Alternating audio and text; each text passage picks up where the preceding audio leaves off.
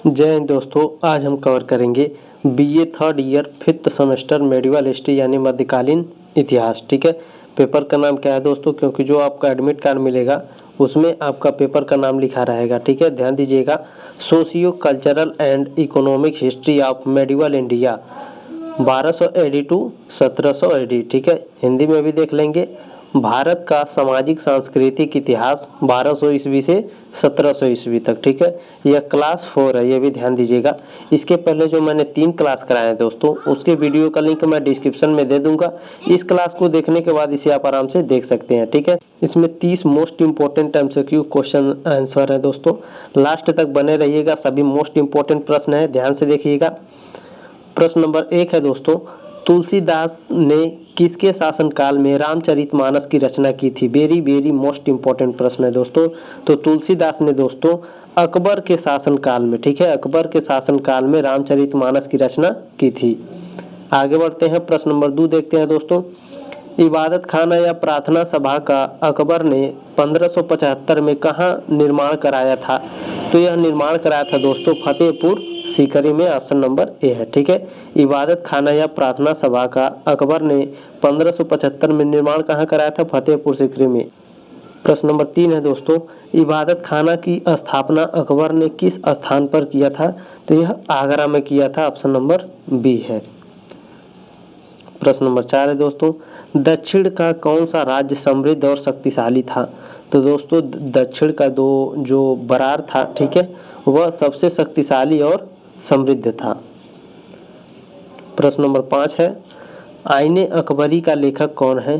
तो आईने अकबरी का लेखक दोस्तों अबुल फजल जी हैं। ठीक है, ऑप्शन नंबर ए है। प्रश्न नंबर 6 है, इकबाल नामा ई जहांगीरी का लेखक कौन था? तो इसका लेखक दोस्तों अब्दुल हामिद लाहौरी जी थे। ठीक है, ऑप्शन नंबर सी है। इकबाल नामा ई जहांगीरी का लेखक कौन था? अब्दुल हामिद लाहौरी। प्रश्न नंबर 7 देखेंगे दोस्तों, तुलसीदास किसके शासनकाल में रहे थे? तो तुलसीदास दोस्तों औरंगजेब के शासनकाल में रहे थे। प्रश्न नंबर 8 है दोस्तों, अकबर का मुख्य भवन कहाँ स्थित है? अकबर का मुख्य भवन फतेहपुर सीकरी में स्थित है। प्रश्न नंबर 9 है, हुमायूं नामा किसने लिखी है? तो हुमायूं नामा दोस्तों गुलबदन बेगम जी ने लिखी है। प्रश्न नंबर 10 है दोस्तों, तुजुक ए जहांगीरी का लेखक कौन था? तो तुजुक ए जहांगीरी का लेखक दोस्तों जहांगीर जी थे। ठीक है, ऑप्शन नंबर ए है। प्रश्न नंबर 11 है दोस्तों, निम्नलिखित में से कौन सी रचना अमीर खुसरो के द्वारा नहीं लिखी गई? तो इसमें कौन सी रचना है दोस्तों? तारीख ए मुबारक शाही, आशिकी या नूह सिफिर या फिर तुगलकनामा? तो इसमें कौन सी चारों में से रचना है दोस्तों जो अमीर खुसरो द्वारा नहीं लिखी गई है? तो याद रखिएगा ऑप्शन नंबर ए है। ठीक है, तारीख ए मुबारक शाही अमीर खुसरो द्वारा नहीं लिखी गई है। प्रश्न नंबर 12 है, चित्रकला का महानतम संरक्षक कौन था? चित्रकला का महानतम संरक्षक जहांगीर थे। ऑप्शन नंबर ए है।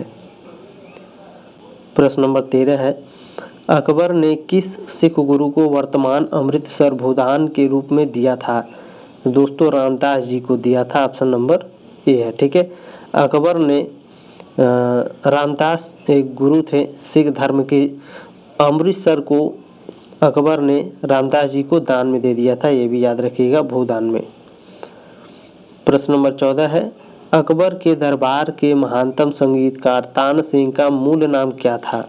ठीक है, तानसेन का मूल नाम क्या था? तो तानसेन का मूल नाम है दोस्तों रामतनु पांडे। प्रश्न नंबर 15 है, निम्नलिखित मुगल अमीरों एवं सेनापतियों में से कौन एक हिंदी कवि था? दोस्तों अब्दुल रहीम खान खाना। ठीक है, ये मुगल अमीरों के जो सेनापति थे उसमें एक ऐसा सेनापति अब्दुल रहीम खान खाना, ये एक हिंदी कवि थे। ठीक है, ये इसे भी याद रखिएगा, मोस्ट इंपॉर्टेंट प्रश्न है। प्रश्न नंबर 16 है, निम्नलिखित में से कौन एक मुगल चित्रकार नहीं था? दशवंत, बिशनदास, बसावन या निहाल चंद जी? तो दोस्तों ऑप्शन नंबर डी है, निहाल चंद जी। ठीक है, ये मुगल चित्रकार नहीं थे। प्रश्न नंबर 17 है, नज्म उल बहरैन किसके द्वारा लिखी गई है? नज्म उल बहरैन दोस्तों दारा सिकोह के द्वारा लिखी गई है। याद रखिएगा जो पुस्तक और लेखक है उससे आपके दोस्तों 3 से 5 प्रश्न के बीच में पूछेगा, ठीक है, इसे भी ध्यान रखिएगा। दोस्तों इस क्लास को व्हाट्सएप पर जरूर शेयर करिएगा अपने दोस्तों के साथ। प्रश्न नंबर 18 है, किस वर्ष केंद्रीय बैंकिंग जांच समिति का गठन किया गया था? तो दोस्तों 1930 ईस्वी में, ठीक है, 1930 ईस्वी में केंद्रीय बैंकिंग जांच समिति का गठन किया गया था। प्रश्न नंबर 19 है, पीपुल्स बैंक ऑफ इंडिया की स्थापना कब की गई थी? पीपुल्स बैंक ऑफ इंडिया की स्थापना 1901 ईस्वी में की गई थी। प्रश्न नंबर 20 है, मुस्लिम धर्म गुरुओं को कहा जाता था, जो मुस्लिम धर्म के गुरु थे उनको क्या कहा जाता था? तो उन्हें उलेमा कहा जाता था। ऑप्शन नंबर डी है। प्रश्न नंबर 21 है, सूफीवाद में तर्क ए दुनिया का क्या अर्थ है? सूफीवाद में तर्क ए दुनिया का अर्थ होता है दोस्तों उद्बुद्ध विश्व। प्रश्न नंबर 22 है, निम्नलिखित मुगलों में से कौन सा संस्कृत भाषा और साहित्य का एक बड़ा विद्वान था? तो दोस्तों दारा सिकोह, ठीक है, दारा सिकोह संस्कृत भाषा और साहित्य का एक बड़ा विद्वान था, ठीक है, याद रखेंगे, इंपॉर्टेंट प्रश्न है। प्रश्न नंबर 23 है, सर्वाधिक उपजाऊ जमीन कृषि योग्य भूमि को कहते थे? तो कृषि योग्य भूमि को दोस्तों बंजर कहते हैं, ठीक है। प्रश्न नंबर 24 है, महेश दास किसका नाम था? मरकंद पांडे, रामतनु पांडे, हरिदास या बीरबल?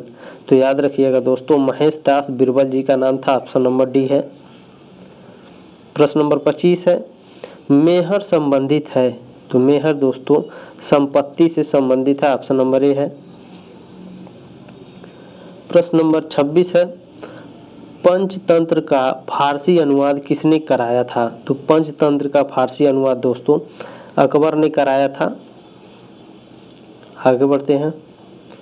प्रश्न नंबर 27 है, आईने अकबरी में सूफी मत की कितनी शाखाओं का वर्णन है? जो आईने अकबरी है दोस्तों उसमें सूफी मत की कितनी शाखाओं का वर्णन है? तो उसमें 14, ठीक है, 14 शाखाओं का वर्णन है। प्रश्न नंबर 28 है, सूफी कहाँ मजलिस लगाते थे? जो सूफी थे दोस्तों वो कहाँ मजलिस लगाते थे?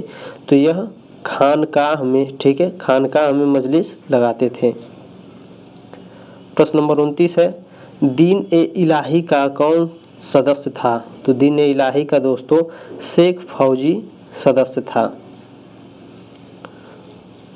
प्रश्न नंबर 30 है, मुकद्दम का संबंध किससे था? वेरी वेरी मोस्ट इंपोर्टेंट है, तो यह ग्राम प्रबंध से था, ठीक है, मुकद्दम का संबंध ग्राम प्रबंध से था। दोस्तों क्लास अच्छा लगेगा तो शेयर जरूर करिएगा व्हाट्सएप पर दोस्तों के साथ अपने, एक लाइक जरूर कीजिएगा, छठे सेमेस्टर के लिए सब्सक्राइब जरूर करिएगा दोस्तों। मिलते हैं अगले क्लास में, तब तक के लिए जय हिंद, वंदे मातरम।